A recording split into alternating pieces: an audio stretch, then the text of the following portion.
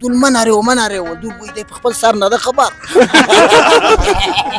حاجي صاحب ستړی مشي نوم دې راته واخله. نوم مې جلال الدین. جلال الدین حاجي صاحب ته هم د زابل څخه؟ زه هم د زابل څخه راغلی وم. نو تاسو ټول ملګري چې د زابل څخه راغلي دا د لارې مصرف موټر خوراک دا چا وکړي؟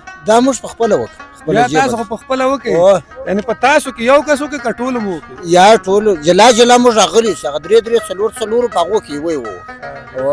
نو حاجي صاحب ته به راته څه ووایې دلته درانه لیدونکي دې ته په تمه دي چې دا مشران د زابله راغلي دي کابل ته چکر وهي. د کابل په اړه راته څه معلومات لري؟ کابل ښه ځای دی ښه ځای نه دی؟ کابل که ښه ځای نه وای موږ نه راتلو. کابل ښه ځای دی، په دې ښه ځای دی چې هغه پایتخت افغانستان دی. موږ په دې باندې موږ راغلي یم د دې دپاره یو دلته تفراو په منظره راوتلي یو تفریحي ځایو ته ورسو. نو په دغه اړه کابل ښه ځای دی. نو نن به راته یوه زابلۍ ټوکه وکړي. زابلۍ ټوکه دغه یو سړی له خپل زوی سره ناست و. نو وایي دا بل یو لا خوا را روان وي مېلمه، د دا مېلمانه نزله ختلې وه لکه د دې ملګري.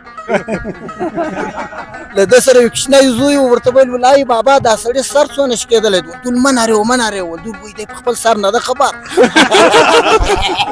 ډېره مننه حاجي صاحب، خوشحاله شوم.